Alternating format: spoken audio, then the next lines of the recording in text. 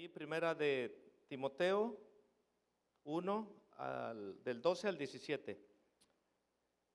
El versículo 12 dice así: doy gracias al que me fortaleció, a Cristo Jesús nuestro Señor, porque me tuvo por fiel, poniéndome en el ministerio, habiendo yo sido antes blasfemo, perseguidor e injuriador, mas fui recibido a misericordia, porque lo hice por ignorancia en incredulidad. Pero la gracia de nuestro Señor fue más abundante con la fe y el amor que es en Cristo Jesús. 15. Palabra fiel y digna de ser recibida por todos, que Cristo Jesús vino al mundo para salvar a los pecadores, de los cuales yo soy el primero. Pero por eso fui recibido a misericordia, para que Jesucristo mostrase en mí el primero de toda su clemencia, para ejemplo de los que habrían de creer en él para vida eterna. Y el 17, por tanto, al Rey de los siglos, inmortal, invisible, al único y sabio Dios, sea honor y gloria por los siglos de los siglos. Amén. Inclinen su rostro, vamos a orar. Señor, gracias le damos otra vez esta noche. Gracias por el servicio de mitad de la semana, Señor. Venimos y nos refrescamos. Volvemos a, Señor, tomar su palabra como agua fresca, como un río viviente que cae en nuestro espíritu y lo refresca y que saca toda la basura que a veces se nos quiere pegar de este mundo. Señor, gracias por la gracia, gracias por su amor, gracias por la cruz. Señor, seguimos pidiendo por nuestros hermanos que no pudieron llegar, por los enfermos, Señor, por los hermanos que están sirviendo dentro y fuera de la iglesia, en el estacionamiento. También pedimos por Pastor Mario, que sigue en vacaciones, tomándose un refrigerio. Señor, pedimos su mano poderosa que lo siga cuidando y manteniendo, que regrese con fuerzas de búfalo, dice su palabra. Gracias, Señor, nuevamente. Y Señor, bendiga esta noche, abra nuestro corazón, el entendimiento, la cabeza, y que el Espíritu Santo se derrame, Señor, tanto aquí en su iglesia como en las otras iglesias alrededor de aquí de Rialto, Fontana y las ciudades que están junto a ellas, Señor. Gracias, Padre, le damos en el nombre de Cristo Jesús. Amén. Tomen asiento, por favor. La mayor parte del tiempo pasa a los humanos como una rutina tras otra rutina. Muchos de ustedes o muchos de nosotros trabajamos, comemos, dormimos, pagamos cuentas, etcétera, y se les va a ir toda la vida o la mayor parte de la existencia.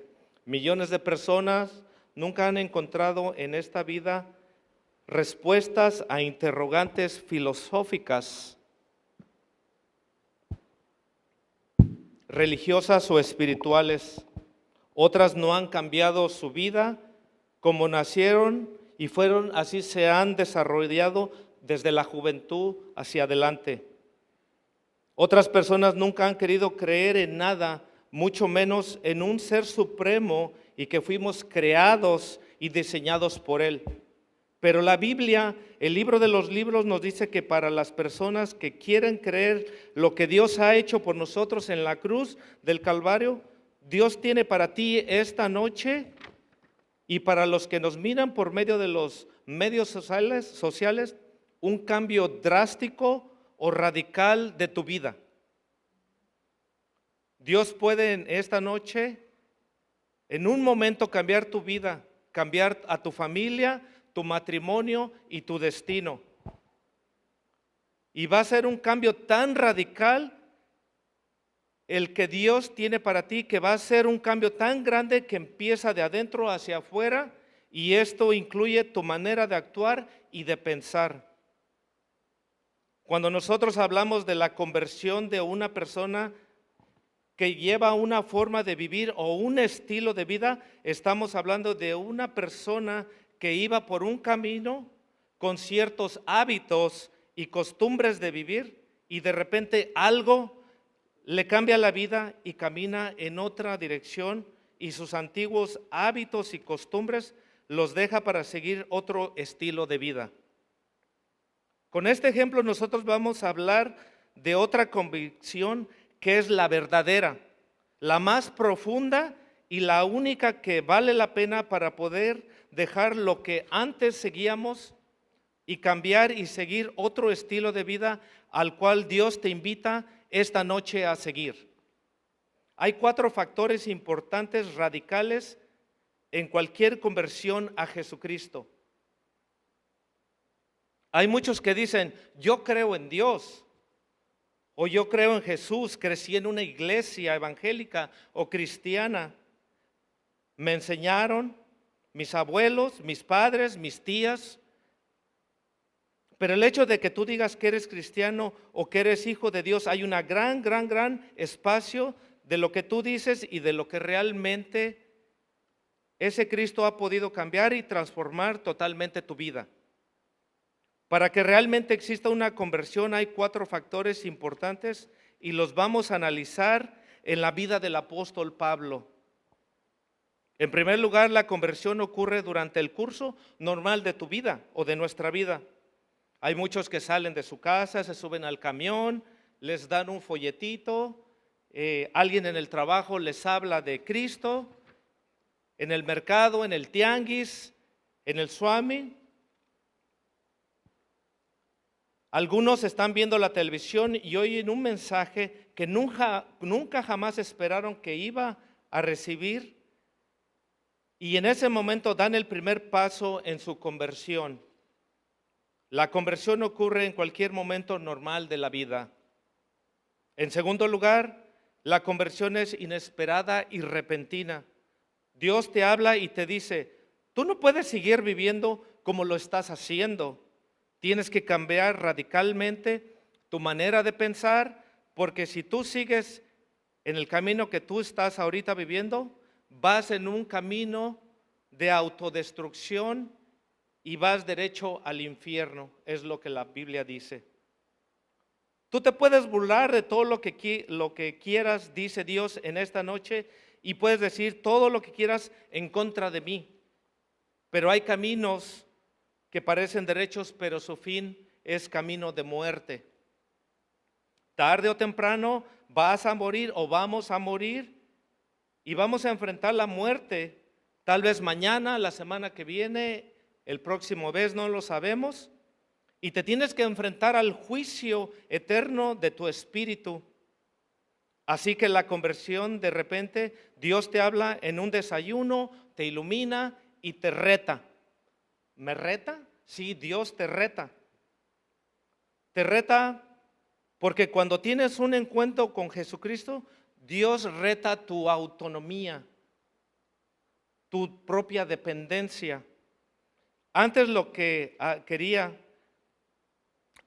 antes hacía lo que quería. Yo era mi propio Dios, yo formaba mi propia manera de vivir, tenía mis reglas morales y nadie me podía decir nada. Y me encuentro con el mensaje del Evangelio de la gracia de Dios. Dios me dice, tú no puedes ser tu propio Dios, ahora yo soy tu Señor y te vas a hincar y te vas a someter y te voy a bendecir grandemente. Si tú en este momento reconoces que eres un pecador, cargas tu cruz y sigues los pasos de mi Hijo Jesucristo. Este mensaje del Evangelio reta y amenaza mi autonomía humana. Y por eso muchos se resisten al llamado. Mucha gente se opone o no quiere escuchar el llamado. Es que yo no quiero obedecer al Señor porque amo el pecado. El pecado es dulce, sabe bien, pero el final es muerte. Porque me gusta robar, me encantan las drogas, además soy blasfemio y un injuriador. Además he perseguido y matado a los que se decían cristianos. Esto lo decía Saulo.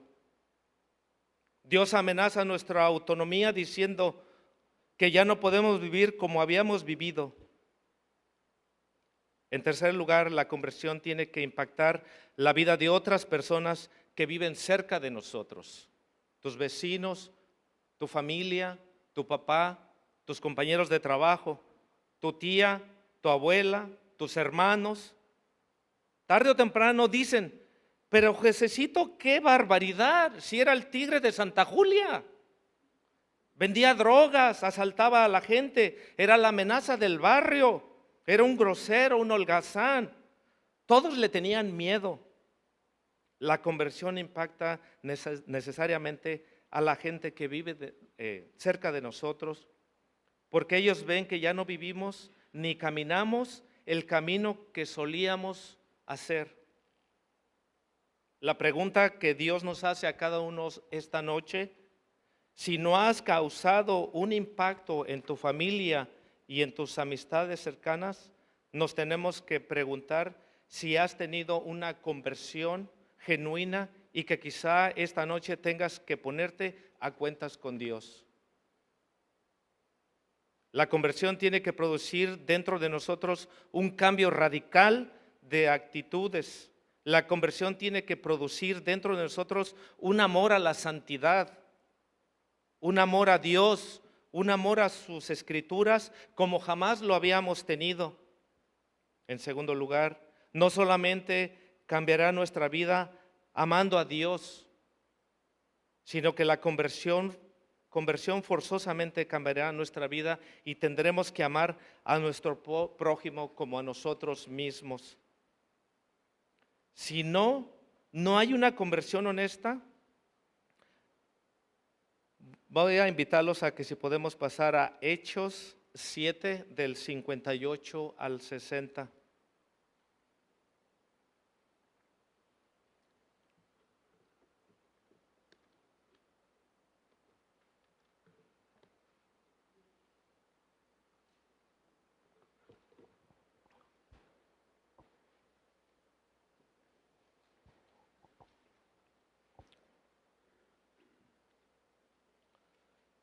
En el capítulo 9 de los Hechos vamos a sacar 4 factores de la vida y conversiones del apóstol Pablo. Y antes de adentrarnos en la conversación de Pablo, leamos el capítulo 7, 58 al 60 del libro de los Hechos. Los antecedentes y características del estilo de vida opuesto de Pablo a lo que experimentó en su conversión. Pablo, antes de ser convertido, era blasfemo, era un hombre que hablaba pestes, groserías, maldiciones contra el Mesías Jesucristo. Maldecía a los cristianos, aún él creyendo en el Dios de sus padres del Antiguo Testamento. Saulo decía, pero ese Jesús es un impostor, un falso profeta, y sus seguidores, los cristianos, merecen la muerte. Pablo era blasfemo, además era un injuriador. ¿Qué es la definición de injuriador? Una persona que ofende o atenta contra la buena reputación, fama, honor, que ofrece hechos falsos, calumnia y acusa de delitos sin validez para causar daño a otra persona. Pablo era un hombre que disfrutaba torturar a sus semejantes y a sus compatriotas. Para que comiences a entender quién era Pablo, él no era ninguna perita en dulce, él no era una monedita de oro que le agradaba a todos. Se deleitaba y se gozaba viendo cómo sufrían los seres humanos, principalmente los cristianos. Él se gozaba en eso, pensando que él estaba haciendo bien. Era un perjuro, era una persona mentirosa, convenenciera. Era el hombre más orgulloso y religioso. Eso era lo que lo cegaba a él, la religión. Se creía que cumplía con su religión del Antiguo Testamento. Dice en Hechos 7:58 en la primera mitad, y echándole fuera de la ciudad le apedrearon. Aquí está hablando de la muerte de Esteban, el primer mártir de la iglesia cristiana. En la segunda mitad, le apedrearon y los testigos pusieron sus ropas a los pies de un joven que se llamaba Saulo. Saulo era el nombre de Pablo antes de convertirse. El 59, y apedrearon a Esteban mientras él invocaba y decía, Señor Jesús, recibe mi espíritu. El 60, y puesto de rodillas, clamó a gran voz: Señor, no les tomes en cuenta este pecado. Y habiendo dicho esto, durmió. Aquí encontramos a un hombre que era el único de los apóstoles que era educado. Todos los otros apóstoles que siguieron a Cristo eran pescadores y hombres comunes. Pablo era altamente educado, refinado, culto, políglota, que hablaba varias lenguas y religioso. Hablaba el griego, hebreo, arameo y posiblemente el latín también. Además era uno de los fariseos más connotados y reconocidos de sus tiempos. En el libro de los Gálatas, capítulo 1, versículos 13 al 14, los espero, hermanos.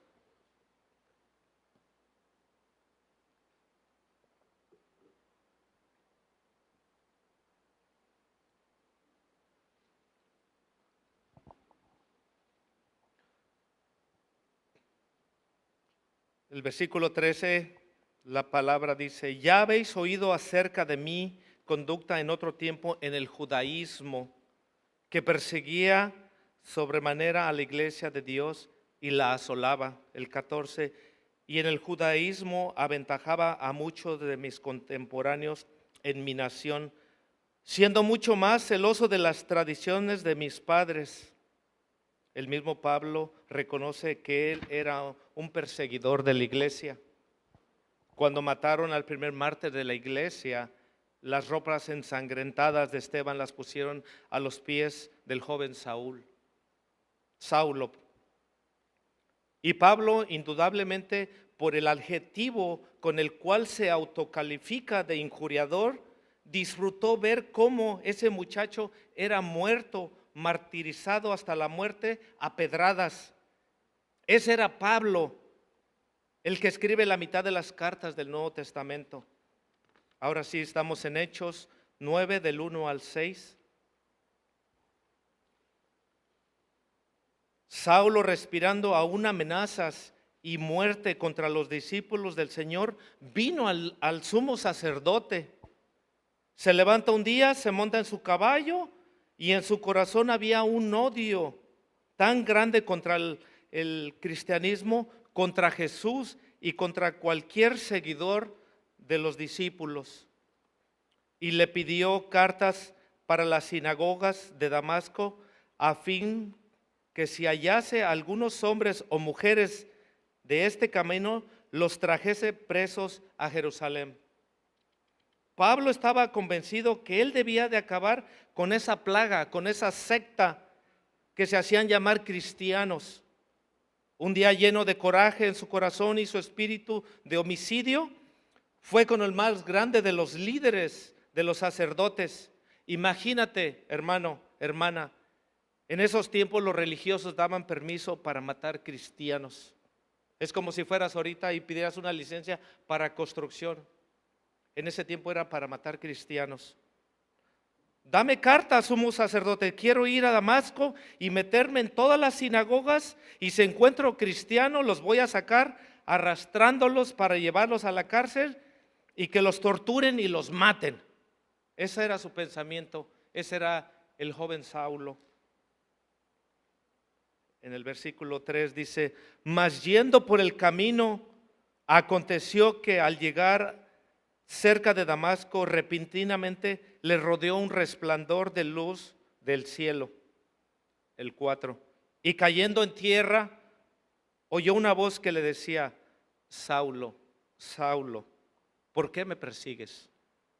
Y él le dijo: ¿quién eres, Señor? Y él le dijo: yo soy Jesús, a quien tú persigues. Cosa dura te es dar coces contra el aguijón. El 6. Él, temblando y temeroso, dijo: Señor, ¿qué quieres que yo haga? Y el Señor le dijo: levántate y entra en la ciudad, y se te dirá lo que debes de hacer. No recibió instrucciones extensas en ese momento, simplemente le dijo: entra a la ciudad y se te dirá lo que tienes que hacer. Aquí nosotros encontramos que puede ocurrir en cualquier momento de nuestra vida cuando Dios nos tumba de nuestro caballo.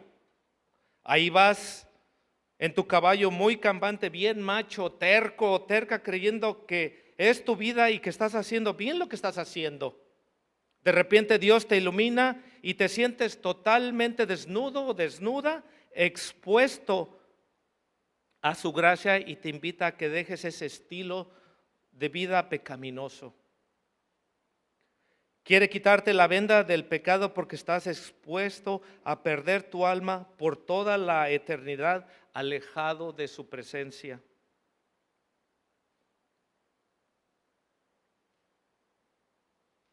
Yo soy Jesús y con esa vana y hueca manera de vivir me estás persiguiendo. Cristo te da la mano y te dice con palabras dulces: levántate y te diré lo que debes de hacer.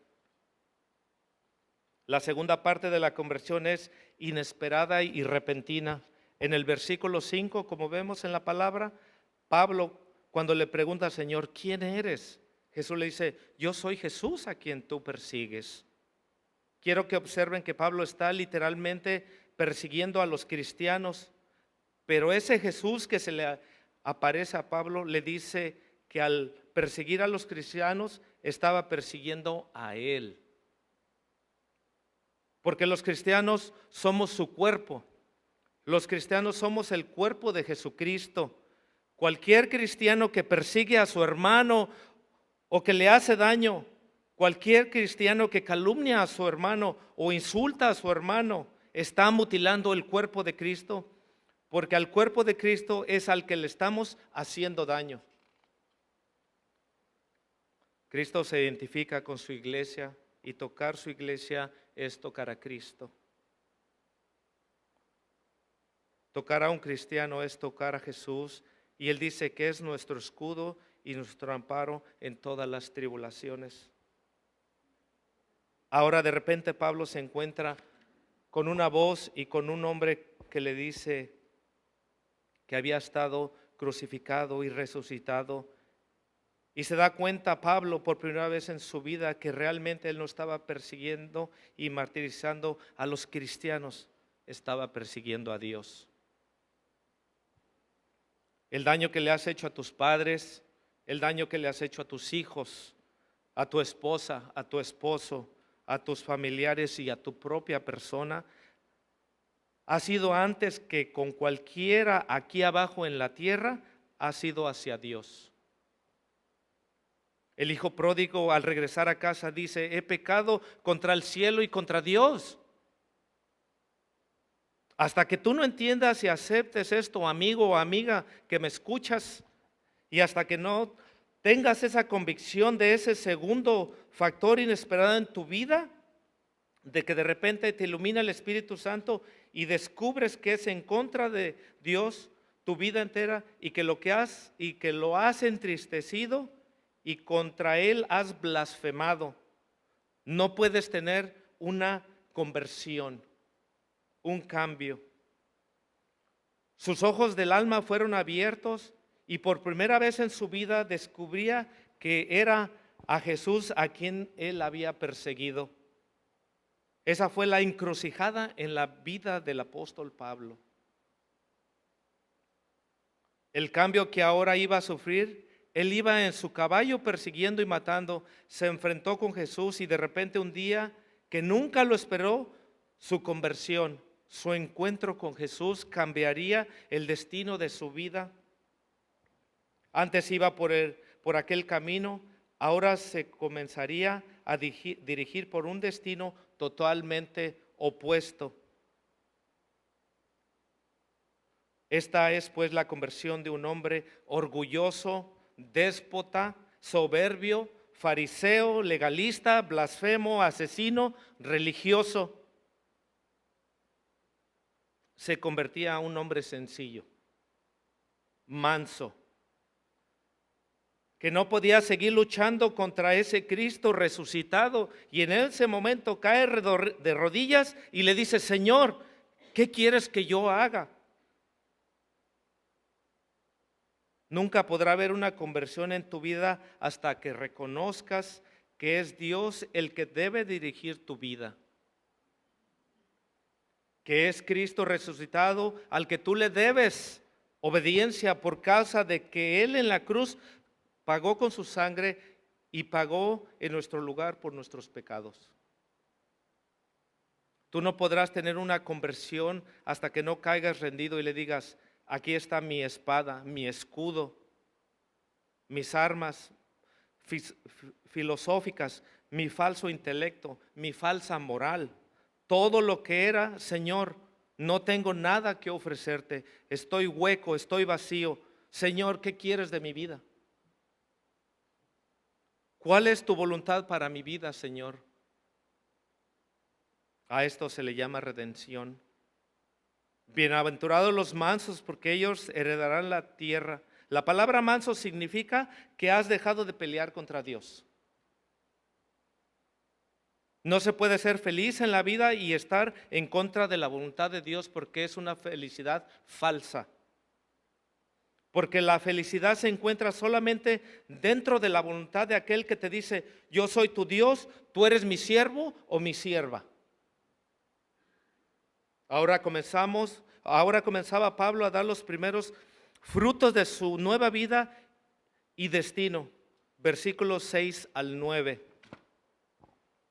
El 6 dice: temblando y temeroso dijo: Señor, ¿qué quieres que yo haga? Y el Señor le dijo: levántate y entra en la ciudad y se te dirá lo que tienes que hacer. En el momento de nuestra conversión, Dios nunca nos revelará ni nos dirá: bueno, ahora te voy a dar una lista de cosas. Ahora quiero que seas doctor, quiero que vayas a esa escuela, quiero que te cases con esta muchacha, quiero que hagas esto, quiero que hagas lo otro. Desde el momento de nuestra conversión, el justo por la fe vivirá, porque vas a seguir confiando en Dios. Simplemente te vas a dejar llevar por Él. Dios te dirá: ve a tu casa esta noche. Si esta noche sea que tú recibas a Cristo en tu vida,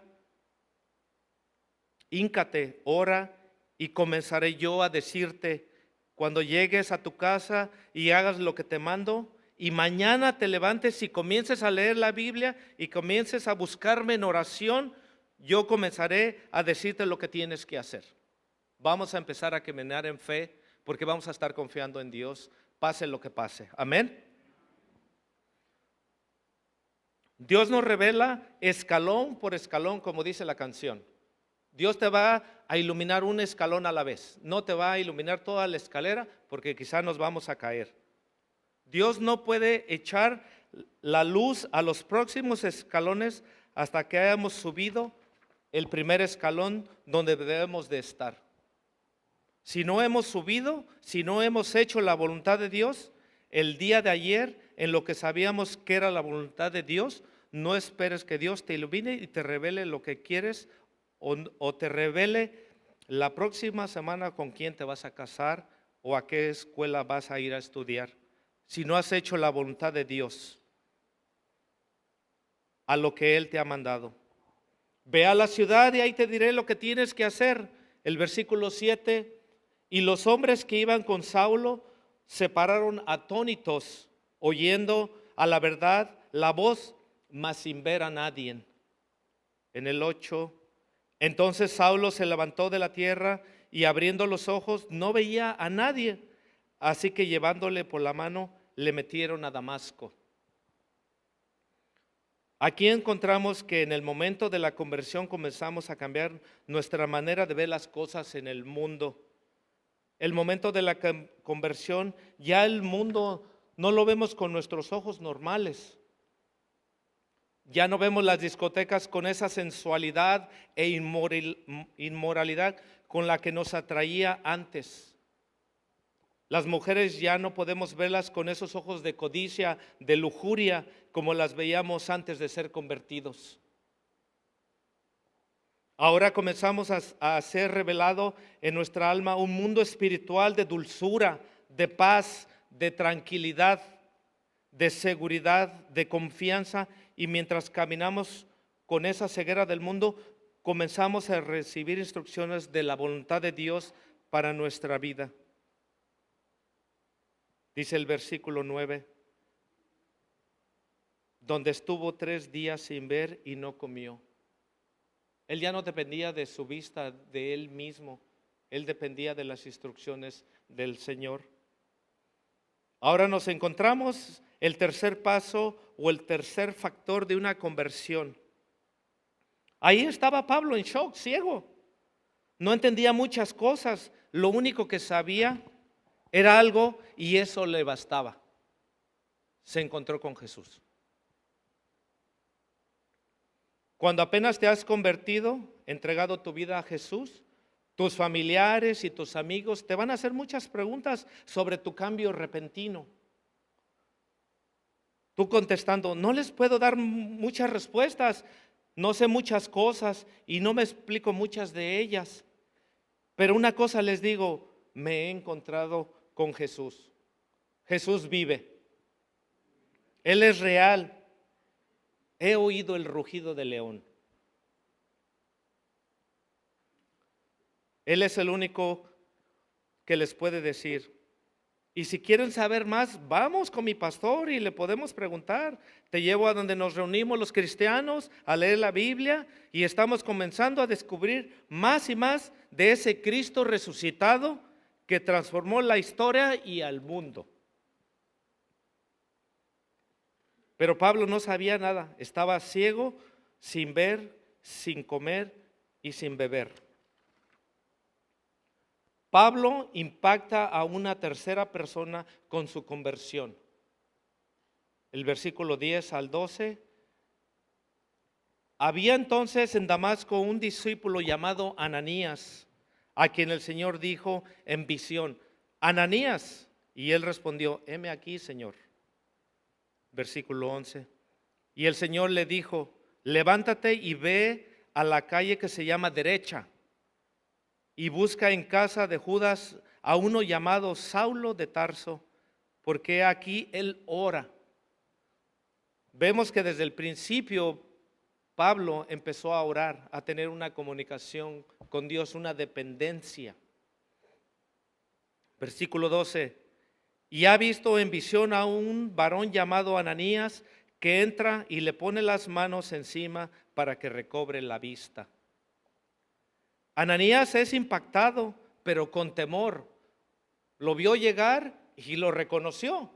Ya sabía quién era. Ananías sabía quién era Pablo, Saulo de Tarso. ¿Quién no lo conocía? Estaba en todas las sinagogas, estaba su foto de Pablo por todo el internet, el Facebook, Instagram y por todos lados.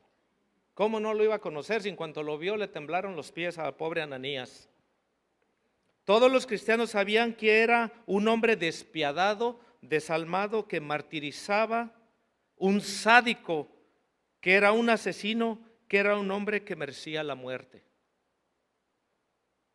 Que desde nuestra perspectiva podríamos decir, o nuestra forma humana, al ver a alguien lo prejuzgaríamos. Decir que el mochaorejas no merece que se convierta. Al Capone no merece ni que se convierta tampoco. A Hitler es lo peor, que lo manden directamente al infierno. Esa es nuestra perspectiva humana. Pero la Biblia dice que los caminos de Dios no son nuestros caminos y que allá arriba el que está gobernando el universo es grande, grande y poderoso en la misericordia.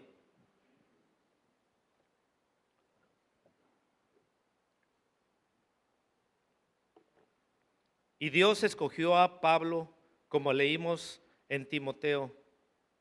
A propósito, como dijo Pablo, para mostrar en mí el primero la misericordia de Dios. En otras palabras, si tú crees que eres tan malo o tan mala, o tú consideras que tu mejor amigo o tu suegro o tu padrastro no son dignos más que del infierno, de lo malo que han hecho en su vida, si tú conoces a una persona que es mala y merece lo peor, tú en ese momento no estás hablando como un hijo de Dios o como una hija de Dios. Porque tú, ¿quién eras antes de tu conversión? ¿Eras Santa Fátima? ¿O era San Román? Por eso, palabra fiel y digna de ser recibido por todos. Cristo vino al mundo a morir por todos los peores pecadores de este mundo. Y eso te incluye a ti y a mí. Y hay esperanza en esta noche para los pecadores. No importa lo que hayas hecho, hay perdón en la sangre del Hijo de Dios para tus pecados. Esto se le llama gracia, hermanos. Una palabra que muchos no entienden, un regalo inmerecido que Dios nos da. Por gracia sois salvos por medios de la fe. ¿Qué había hecho Pablo para que Cristo se le apareciera? A ver, ustedes díganme, ¿qué bueno había hecho? Nada. Todo su pasado habían sido maldades y perversiones de lo peor. ¿Qué le dijo Dios? Ay, Pablito, como ya repartiste toda tu fortuna entre los pobres y construiste 3 asilos, 2 hospitales, 4 casas para los niños pobres, un convento para las monjitas, mi Pablito, tú te vas directo al cielo con todo y botas y te vas con un pasaporte VIP directo sin escalas. Es lo que le dijo Dios, ¿verdad, Pablo? No había hecho Pablo una sola obra buena. Al contrario, el ladrón que moría junto a Cristo, díganme, ¿qué hizo? Borracho, parrandero y jugador. No había de otras. Secuestrador, asesino. Allí en la víspera de su muerte, antes de expirar, le dice al hombre crucificado en medio: acuérdate de mí cuando vengas a tu reino. Lo reconoció como Dios y Señor. Jesús se voltea y le dice: pues bautízate primero. O le dice: bájate y vete rodillas de aquí al monte y regresas. No tuvo tiempo de hacer nada. Ni tú ni yo nunca podremos pagar por ese sacrificio en la cruz. Cristo dice: toma tu cruz y sígueme por amor a mí. Es completamente gratis, solo acéptala. Para nosotros es gratis, pero le costó la vida al Hijo de Dios. Ananías recibe una orden: ve ahora y busca a ese hombre, en el versículo 13. Entonces Ananías respondió: Señor, he oído muchas cosas acerca de este hombre. ¿Cuántos males ha hecho a tus santos en Jerusalén? Oh Dios, mándame a cualquiera, pero no mandes a ese Saulo de Tarso. Es bien malo.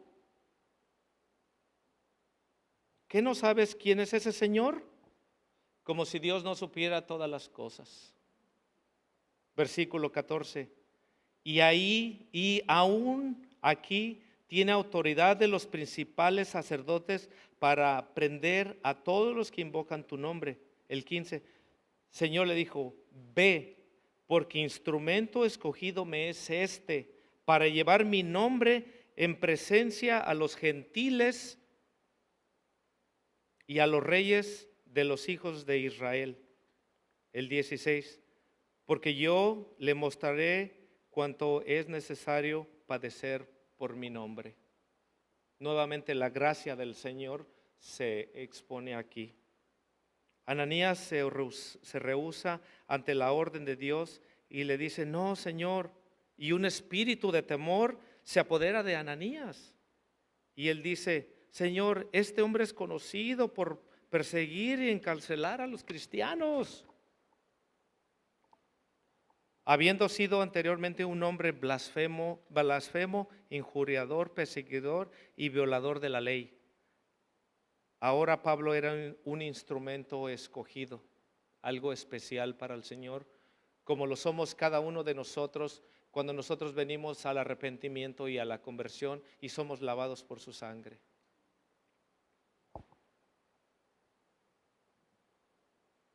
Alguien en quien Dios se fija sin que Él lo mereciera.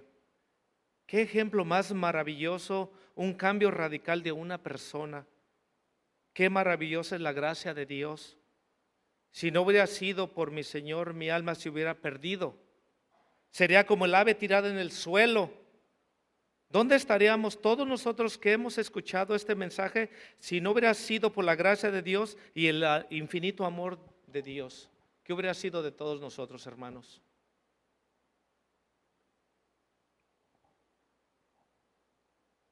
¿Quién puede de los que están escuchando este mensaje decir, gracias por salvarme, Señor, porque hice muchas cosas buenas y por esas cosas buenas me salvaste? ¿Quién? Ninguno de nosotros, hermanos. Todos decimos esta noche, gracias, Señor, porque tú tuviste misericordia de este pecador, de esta pecadora, y merecidamente. En la carta a Tito, versículo 3, en el 3, los espero.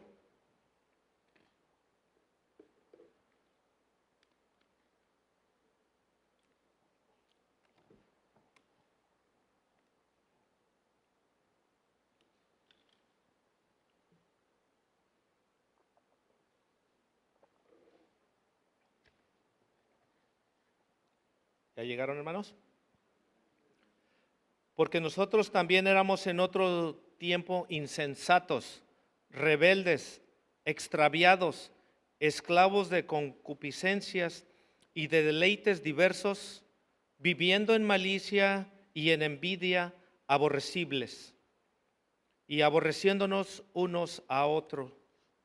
El 4.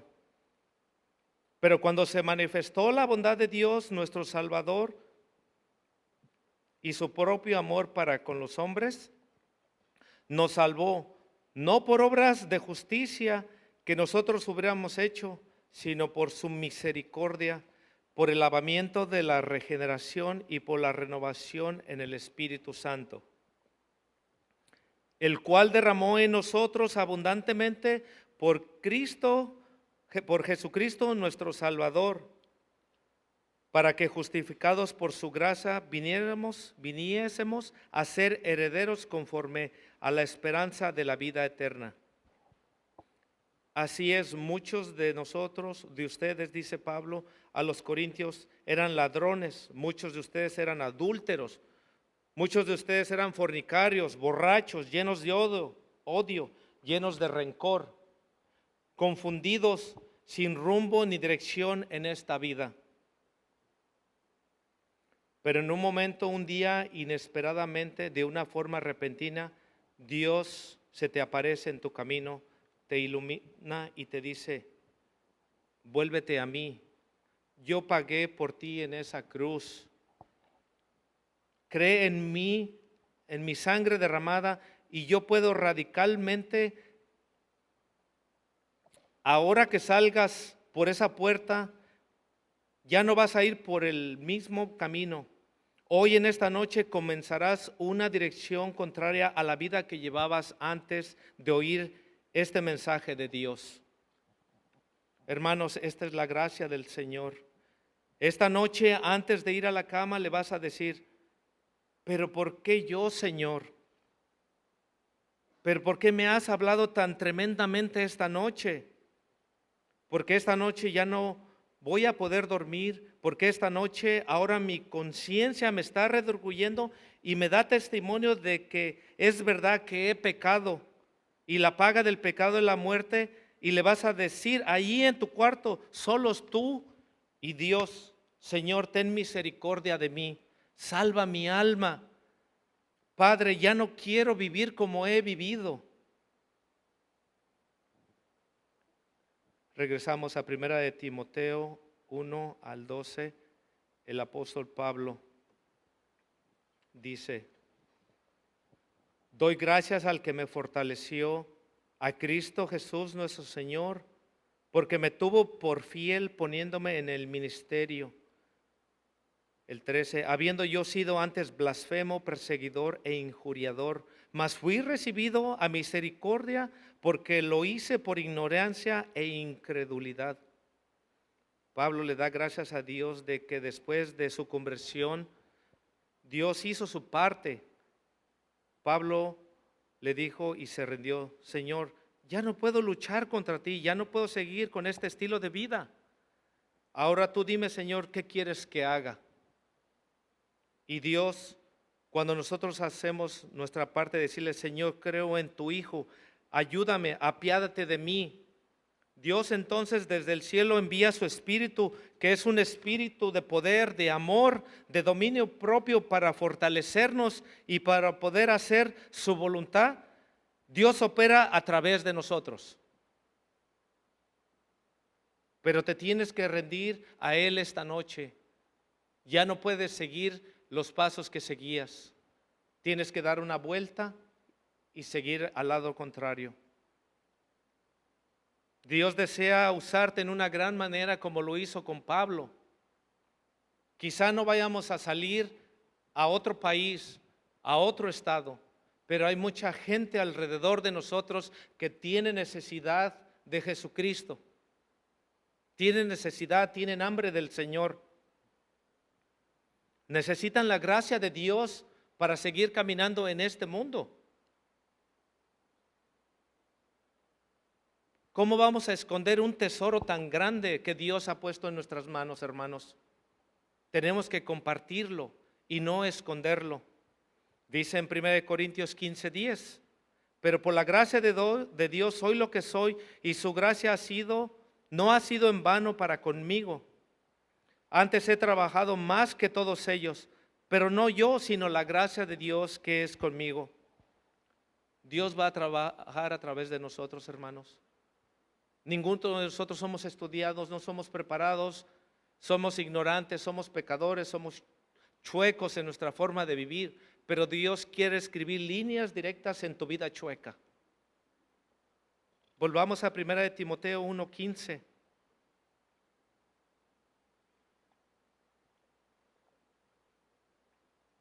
Palabra fiel y digna de ser recibida por todos, que Cristo Jesús vino al mundo para salvar a los pecadores, de los cuales yo soy el primero. Y esto lo aplico yo a mi vida también.